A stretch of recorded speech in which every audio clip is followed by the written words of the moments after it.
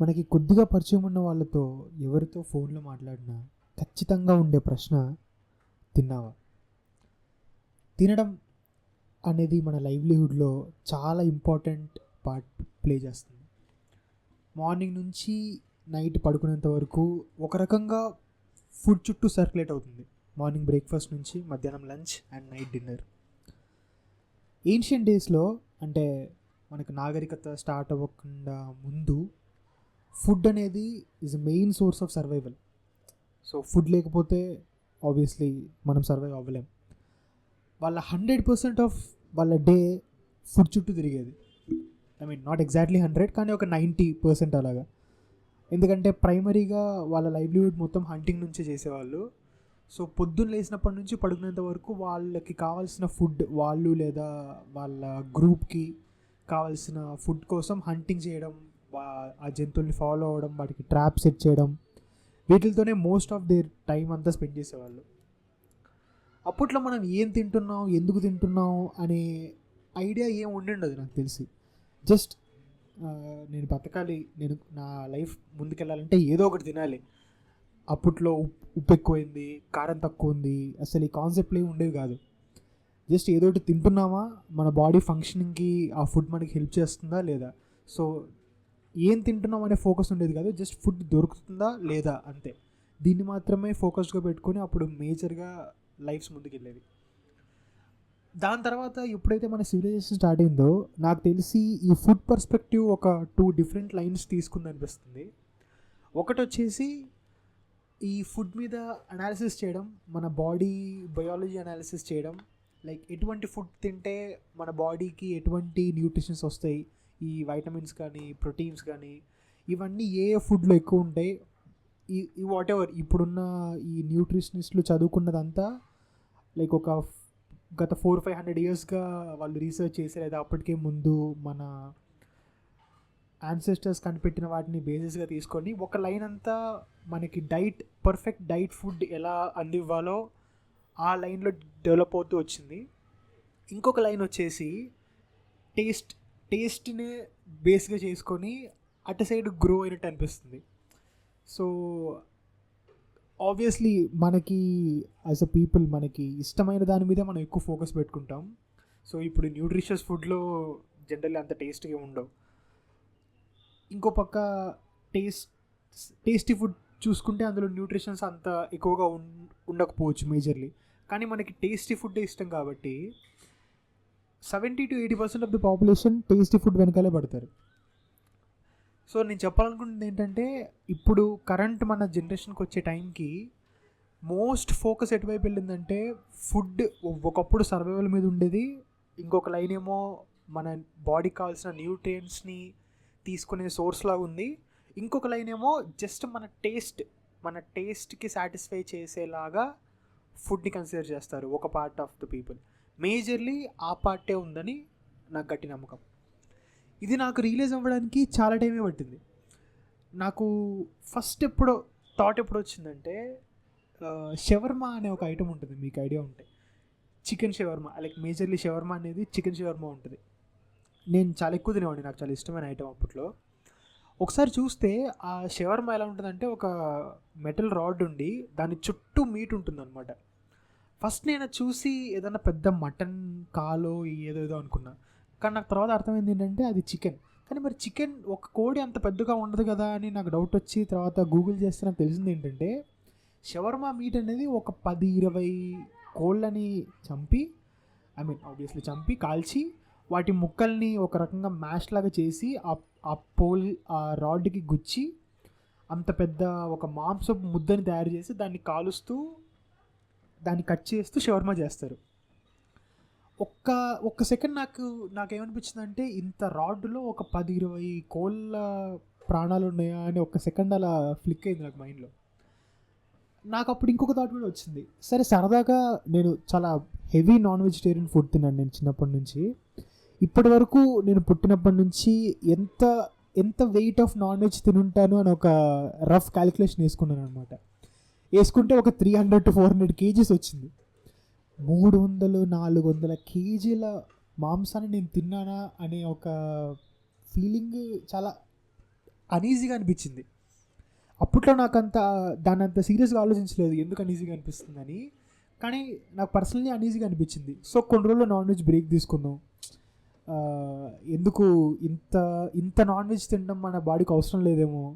Plus దానికి తోడు ఈ ఎప్పుడైతే టేస్ట్ ఫోకస్గా మన మైండ్ వెళ్తుందో ఫుడ్ మీద చాలా టైం కూడా స్పెండ్ చేస్తాం మనం. ఏ ఫుడ్ తినాలి, ఆ ఫుడ్ మీద ఇంట్రెస్ట్ పెంచుకుంటాం, మనకు కావాల్సిన ఫుడ్ దొరకకపోతే డిసప్పాయింట్ అవుతాం. సో ఫుడ్ అనేది మన మూడ్ని క్రియేట్ చేయడంలో కూడా, ఎస్టాబ్లిష్ చేయడంలో కూడా చాలా మంచి రోల్ ప్లే చేస్తుంది if you are addicted to food. So ఆ ఫుడ్ అడిక్షన్ కూడా నాలో బాగా ఎక్కువగా ఉండేది. అందులోనే మేజర్లీ నాన్ వెజ్ చుట్టూ రివాల్వ్ అయ్యేది అదంతా. ఏదర్ బిర్యానీ కానీ, కబాబ్ కానీ, షవర్మా కానీ, గ్రిల్ చికెన్ కానీ, వాట్ ఎవర్. సో ఇప్పుడు ఏదైనా తిందామంటే ఇవన్నీ మైండ్లో వచ్చేసి ఓకే అదొక ఎలివేటెడ్ ఫేజ్లోకి వెళ్ళిపోయి ఏదైనా దొరికితే ఎక్కువ హ్యాపీ అయిపోవడం, అది దొరకకపోతే ఎక్కువ డిసప్పాయింట్ అయిపోవడం, ఇలా జరుగుతూ ఉండేది. ప్లస్ నాకు ఈ నాన్ వెజ్ తినడం అనే అనీజీనెస్ వల్ల కొన్ని రోజులు బ్రేక్ తీసుకుందాం అనిపించేది. కానీ ఆ బ్రేక్ ఎక్కువ రోజులు ఉండేది కాదు. ఒక 2-3 వీక్స్ అలా ఉన్న తర్వాత ఏముందిలే అసలు ఎందుకు ఆపాలి, ఇందులో ప్రోటీన్ ఉంటుంది కదా తిందాం సంథింగ్, అలా మళ్ళీ తింటూ ఉండేవాడిని.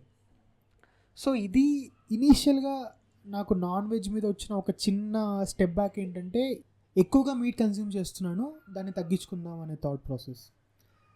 నెక్స్ట్ ఏం జరిగిందంటే, ఇన్స్టాగ్రామ్లో శుభం రాయ్ అనే ఒక పర్సన్ ఉండేవాడు. ఆయన ఇండిపెండెంట్ జర్నలిస్ట్ ఉండేవాడు, అంటే ఇప్పుడు ఆయన చనిపోయారు. ఆయన ఒక ఇండిపెండెంట్ జర్నలిస్ట్. ఆయన చాలా సోషల్ ఇష్యూస్ మీద ఆయన ఇండిపెండెంట్గా రీసెర్చ్ చేసి ఆయన ఇన్స్టాగ్రామ్ పేజ్లో పోస్ట్ చేసేవాడు. అప్పుడు నాకు ఈ మీట్ వెనక జరిగే ప్రాసెస్ అంతా ఆయన ఇన్స్టాగ్రామ్ నుంచి తెలిసింది.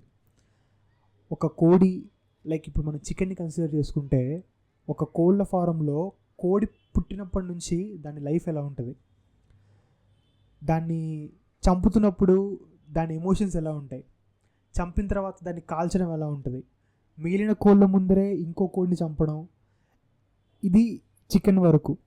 మటన్ కానీ, పోర్క్ కానీ, బీఫ్ కానీ, ఇలా ప్రతి యానిమల్ ఫామ్లో ఆ స్లాటర్ హౌస్ బేసికల్లీ అంటే వాటిని చంపే హౌసెస్లో వాటిని చంపే ముందు వాటిని ఫోటోలు తీయడం, ఆ వీడియోస్ని రికార్డ్ చేసి ఆ ఇన్స్టాగ్రామ్లో పోస్ట్ చేయడం, ఇవన్నీ చూడడం జరిగింది. చూసినప్పుడు చాలా అనీజీగా అనిపించింది. అసలు ఎందుకు చూస్తాను రా బాబు ఇలాంటివి అనిపించింది. కొంతమందికి ఒక చిన్న నోషన్ ఉంటుంది, ఇలాంటి వాటిని చూడకూడదు అని వాళ్ళు చూస్ చేసుకుంటారు. నేను చూడండి ఇలాంటివి చూస్తే నాకు ఫుడ్ తినబుద్ధి అవ్వదు అని. అది నాకు చాలా ఆశ్చర్యంగా అనిపిస్తుంది. అంటే నీ ప్లేట్లో ఏదైతే ఉందో, నువ్వు ఏదైతే తింటున్నావో దాని వెనక ఏం జరుగుతుందో నువ్వు తెలుసుకోవాలని లేకపోవడం అనేది చాలా స్టూపిడిటీగా అనిపిస్తుంది నాకు. అంటే నేనేదో చిన్నప్పటి నుంచే తెలుసుకున్నానని కాదు, కానీ అట్లీస్ట్ నీకు ఆ ఆప్షన్ ముందు కనిపిస్తుంది. లైక్ ఇప్పుడు నీ ప్లేట్లో చికెన్ బిర్యానీ ఉంది, నువ్వు తింటున్న ఈ చికెన్ బిర్యానీ ఎలా తయారైందో నీకు చూపిస్తే you should be able to see it కదా, అది నువ్వు చూడాలి. Only then you are eligible to eat this particular biryani. ఆ చికెన్ బిర్యానీ కుకింగ్ వరకు బాగానే చూస్తారు అందరూ. యూట్యూబ్లో మిలియన్స్ ఆఫ్ వ్యూస్ వస్తాయి ఈ కుకింగ్ వీడియోలు, ఈ రివ్యూస్కి, వీటన్నిటికీ. కానీ ఆ మీట్, ఆ మాంసం ఎక్కడి నుంచి వస్తుందో దాన్ని చూడడానికి ఎందుకు ఇబ్బంది ఫీల్ అవ్వాలి? If you are able to eat it, you should be able to see it also. That's my point. So ఇది నాకు చాలా హిట్ అయింది. సో నాకు అప్పుడు అనిపించింది, నేను ఇది చూడకూడదు అని అనుకోవడం తప్పు. చూశాను, ఇప్పుడు నేను కాన్షియస్గా డెసిషన్ తీసుకోవాలి. ఇంత నా ప్లేట్లో వచ్చే ఈ మీట్ వెనక ఇంత క్రుయాలిటీ జరుగుతుంది, కొన్ని ప్రాణాలు చచ్చిపోతున్నాయి. ప్రాణాలు చచ్చిపోవడం ఈజ్ సెకండరీ, ఐ మీన్ అది కూడా ఉంది. అండ్ దాంతోపాటు వాటిని చంపడం కోసమే పుట్టిస్తున్నారు. ఇది ఎలా అంటే ఒక కపుల్ పిల్లల్ని కని ఆ కొడుకుని చంపేసి నేనే పుట్టించుకున్నాను, నేనే చంపాను, ప్రాబ్లం ఏంటి అన్నట్టు ఉంటుంది. ఇప్పుడు ఎవరైతే వాదిస్తారో లైక్ ఈ బాయిలర్ కానీ, ఈ కోళ్ళన్నీ, వీటిని మనమే పుట్టిస్తున్నాం, మనమే కన్జ్యూమ్ చేసుకుంటాం, తప్పేంటి అన్నట్టు వాదిస్తారు కొంతమంది. అది నాకు that doesn't make any sense. ఇప్పుడు కోడి నువ్వు పుట్టించినంత మాత్రాన you don't own it. So నువ్వు దాన్ని గ్రూమ్ చేసి పెంచినంత మాత్రాన దాన్ని చంపే రైట్ నీకుందని నేను అనుకోవట్లేదు. ఓకే, ఇది ఒక రకంగా ప్రీచింగ్ సైడ్ వెళ్తుంది. ఈ వీడియో అసలు ఎందుకు చేద్దాం అనుకున్నానంటే, నేను ఏది చూసి నాన్ వెజిటేరియన్ నుంచి వెజిటేరియన్ కన్వర్ట్ అయ్యానో నా ఆ ప్రాసెస్ని ఎక్స్ప్లెయిన్ చేద్దాం అనుకున్నాను, మాట్లాడదాం అనుకున్నాను. సో మధ్యలో ఇలాంటి అవుట్ బస్ వస్తే ఇగ్నోర్ చేయండి. సో నాకు ఆ పాయింట్లో నేను రియలైజ్ అయ్యాను, ఒక ఒక మీట్ అంటే ఇప్పుడు ఒక బిర్యానీ మనం కన్సిడర్ చేసుకుంటే, ఈరోజు నేను చికెన్ బిర్యానీ తింటే అది నాకు అరడానికి ఒక 2 days పట్టింది అనుకోండి, ఒక 3 days అది మన బాడీలో ఉంటుంది. దాని తర్వాత ఒక 1 month కట్ చేస్తే నువ్వు ఈ చికెన్ బిర్యానీ తిన్నావనుకోండి, నీకు గుర్తుండదు. కానీ ఈ బిర్యానీ రావడానికి ఒక ఒక లైఫ్ చచ్చిపోయింది. ఇది నమ్మినా నమ్మకపోయినా, నువ్వు యాక్సెప్ట్ చేసినా చేయకపోయినా, ఇట్స్ అ ఫ్యాక్ట్. నీ 3 days ఆఫ్ నీ ఒక గంట సేపు ఆనందం నీ బాడీలో 3 days ఆఫ్ ఆ చికెన్ నీలో ఉండడం కోసం ఒక కోడి చచ్చిపోయింది. ఇప్పుడు కొంతమంది ఒక స్ట్రాంగ్ స్టేట్మెంట్ ఇచ్చినట్టు మాట్లాడతారు. సరే, ఈరోజు నేను చికెన్ తినడం మానేస్తాను, ఆ చికెన్ షాప్ వాడు మూసేస్తాడా, కోళ్ళని చంపడం ఆపేస్తాడా? ఇదో క్వశ్చన్. సెకండ్ క్వశ్చన్ ఉంటుంది, నువ్వు మొక్కల్ని చంపుతున్నావు, ఆ మొక్కలు కూడా ప్రాణం ఉంటుంది నీకు తెలుసా? ఇదేంటంటే నాకు ఇలా క్వశ్చన్ చేసే వాళ్ళ మైండ్ సెట్ గురించి నా ఒపీనియన్ ఏంటంటే, నువ్వు చేస్తున్నది తప్పని నీకు తెలిసి దాన్ని ముందు పెట్టినప్పుడు దాన్ని నువ్వు డైజెస్ట్ చేసుకోకుండా ఈగోయిస్టిక్ ఆర్గ్యుమెంట్కి దిగుతావు. సో ఎలాగైనా సరే వీడి నోరు ముయించాలి, అప్పుడు ఈ కన్వర్జేషన్ ఎండ్ అయిపోతుంది. నేను చేస్తున్నది తప్పు అనేది ఎక్కడా బయటపడదు, నేను కూడా యాక్సెప్ట్ చేయను. సో ఇలాంటి మైండ్ సెట్ ఉన్న వాళ్ళే క్రాస్ క్వశ్చన్ చేస్తారు అనిపిస్తుంది. ఇది ఒక సింపుల్ లాజిక్. ఇప్పుడు మన వీధిలో ఒక చికెన్ షాప్ ఉంది. ఆ చికెన్ షాప్లో మన వీధిలో వాళ్ళందరూ వెళ్ళి కొంటున్నారు. నేను ఒక్కడిని మానేస్తాను అనుకోండి, ఆ చికెన్ షాప్ ఏం బాగుపడదు. ఐ మీన్ ఆ చికెన్ షాప్లో ఉన్న కోళ్ళనేం వాడు చంపకుండా వదలడు. మిగిలిన 9 మంది తింటున్నారు కాబట్టి వాడు చంపుతూనే ఉంటాడు. కానీ చేంజ్ అనేది ఫస్ట్ ఇంటర్నల్లీ స్టార్ట్ అవ్వాలి. నేనేదో ఈ ప్రపంచాన్ని ఉద్ధరించేయమని చెప్పట్లేదు. మీరు తింటున్న ఫుడ్ని మీరు కాన్షియస్గా యాక్సెప్ట్ చేయండి. ఈ ప్రాసెస్ అంతా చూడండి. మీరు కూడా ఇంటర్నెట్లోకి వెళ్ళి ఒక చికెన్ ఫామ్లో ఏం జరుగుతుంది, ఒక మటన్ ఫామ్లో ఏం జరుగుతుంది, ఆ చంపే ఆ క్రుయాలిటీ మీరు మొత్తం చూసిన తర్వాత ఇది నాకు ఓకే, ఇది part of the evolution, whatever you call it. నా ఫుడ్ సాటిస్ఫాక్షన్ కోసం ఒక కోడి చచ్చిపోవడంలో నాకు ఏ ప్రాబ్లం లేదు. If you're able to say it, I'm okay, then that's secondary. కానీ అలా కాకుండా ఇలాంటి సిల్లీ ఆర్గ్యుమెంట్స్తో లేదా వాటి గురించి తెలుసుకోవాలని లేకపోవడం, వాటిని అసలు పక్కకు పెట్టేయడం, నా ప్లేట్లో ఫుడ్ వస్తుంది, ఇది టేస్టీగా ఉంది, నాకు చాలు, ఇంకా అంతకంటే నాకేం అవసరం లేదు, ఇగ్నరెంట్గా ఉండకండి అనేది నా పాయింట్. ఎందుకంటే food is what makes us. మనం ఏదైతే తింటున్నామో what we eat is what we become. So ఇది మళ్ళీ నేను ప్రీచింగ్ మోడ్లోకి వెళ్ళిపోయాను. నా పర్సనల్ స్టోరీలోకి వస్తే, ఎప్పుడైతే నేను ఈ శుభం రాయ్ అనే పర్సన్ పెట్టిన ఇన్స్టాగ్రామ్ పోస్ట్ ద్వారా ఒక మీట్ ప్రొడ్యూస్ అవ్వడానికి వెనకాల జరిగే క్రుయాలిటీ అంతా నాకు క్లియర్గా కనపడింది. దాన్ని నేను యాక్సెప్ట్ చేశాను. And at the same time నాకు ప్యారలల్గా మా స్ట్రీట్లో ఉన్న స్ట్రీట్ యానిమల్స్ని కేర్ చేసే ఒక చిన్న హ్యాబిట్ కూడా స్టార్ట్ అయింది. మా వీధిలో ఉండే కుక్కల్ని లేదా పిల్లులకి ఫుడ్ పెట్టడం కానీ, వాటికి కావాల్సిన వ్యాక్సినేషన్ చేయించడం కానీ, ఇలాంటివి చేయడం స్టార్ట్ చేసాం. అలాంటి చేసే ప్రాసెస్లో ఆ కుక్కల మీద చాలా ఎక్కువ ప్రేమ పెరిగిపోయింది. అవి నా మీద భయంకరమైన ప్రేమ చూపించేవి. నేను వాటికి వారానికి ఒకసారి ఫుడ్ పెడితే అవి చూపించే ప్రేమకి అసలు నేను పొంగిపోయేవాడిని. నేను ఆ దగ్గరికి వెళ్తే చాలు, ఒక 10 కుక్కలు నా మీదకి వచ్చేసి తోకూపుకుంటూ నా మీదకి ఎక్కేసి నన్ను లిక్ చేస్తూ అసలు చాలా ఫుల్ఫిల్లింగ్గా అనిపించేది. అలాంటప్పుడు నాకు ఒక థాట్ కూడా వచ్చింది. ఇది ఆ శుభం రాయ్ అనే వ్యక్తి పోస్ట్లో కూడా మెన్షన్ చేశాడు. ఇప్పుడు ఒక కుక్క ప్రాణానికి, కోడి ప్రాణానికి, ఒక పొట్టేలు ప్రాణానికి ఏ తేడా లేదు. There is no difference. ఇప్పుడు నువ్వు పెంచుకుంటున్న కుక్క, వాట్ ఎవర్ నువ్వు పెంచుకుంటున్నా లేదా నువ్వు ఫుడ్ పెట్టడం వల్ల నీకు ప్రేమ చూపిస్తున్న కుక్కని చంపి తినగలవా అంటే ఆబ్వియస్లీ మనకి ఆన్సర్ నో అని వస్తుంది. బేసికలీ మనల్ని కుక్కల్ని తినడానికి ఇష్టపడరు. దట్టు వాటితో ఆ కుక్కతో నీకు కొంచెం కనెక్షన్ ఉన్నా సరే దాన్ని చంపడం, దాన్ని చంపి తినడం అనే థాటే మనకి చాలా అనీజీగా అనిపిస్తుంది. అంత అనీజీగా ఉన్న థాట్ నువ్వు తింటున్న ఈ చికెన్కి మటన్కి ఎందుకు ట్రాన్స్లేట్ అవ్వట్లేదు? అవి కూడా ప్రాణాలే కదా. జస్ట్ అవి నీకు తెలియదు అన్నంత మాత్రాన అవి చచ్చిపోయినా పర్లేదా? ఇది ఎలా ఉంటుందంటే మన ఇంట్లో పిల్లోడికి ఏం కాకూడదు, పక్కింట్లో పిల్లోడు చచ్చిపోయినా పర్లేదు, ఇలాంటి మైండ్ సెట్ ఇది. ఇఫ్ యూ అంటే దాన్ని నువ్వు కంప్లీట్గా ఈ ఈ లెవెల్ వరకు అర్థం చేసుకోవడానికి ట్రై చేస్తే that's how it translates to. So whatever affection you are showing, it should not be conditional కదా. కొన్ని ఎనిమల్స్ మీద ప్రేమ చూపించి కొన్ని ఎనిమల్స్ మీద ద్వేషం చూపించడం, అంటే ద్వేషం in the sense okay to eat them. ఇప్పుడు కొన్ని లైక్ జింకలు ఆర్ వాట్ ఎవర్, కొన్ని చూస్తేనే అబ్బాయి ఎంత క్యూట్గా ఉంది ఇది అనిపిస్తుంది, కానీ ఆ క్యూట్నెస్ నీకు పొట్టేల్లో కనపడదా? అంటే చూడడానికి అందంగా ఉంటే చంపి తినకూడదు, పొట్టేలు మాత్రం నువ్వు తిన్న కోసమే పుట్టాయి. So I don't know how this logic works. So ఈ లెవెల్ ఆఫ్ అండర్స్టాండింగ్ కూడా నాకు హిట్ అవ్వడంతో ఒక్కసారిగా ఇంకా I made it clear. So ఇంత తెలుసుకున్న తర్వాత, ఇంత తెలుసుకొని ఇంత రీసెర్చ్ చేసి, అంటే రీసెర్చ్ కాదు, ఐ మీన్ వాట్ ఎవర్ మన లైఫ్లో జరిగిన ఎక్స్పీరియన్సెస్ వల్ల ఇంత అర్థమైన తర్వాత కూడా if I still choose to eat meat, నాకు అవన్నీ తెలిసి కూడా నేను నాన్ వెజ్ తింటే clearly I felt like I'm a murderer. నేను ఒక చికెన్ తిన్నానంటే నేను హత్య చేశాను. ఇంకా నేను ఆ కోడిని చంపి నేను తిన్నాను. ఎప్పుడు ఈవెన్ దో నాకు చంపకుండా నా కడుపు నింపుకునే ఆప్షన్స్ ఉన్నప్పటికీ నేను ఆ కోడిని చంపి తిన్నాను. ఇది నాకు చాలా స్ట్రాంగ్గా హిట్ అయింది. సో అప్పటి నుంచి I stopped eating non veg. ఇప్పటికీ ఇట్స్ బీన్ 2.5 years, 2.5 సంవత్సరాలు అయింది.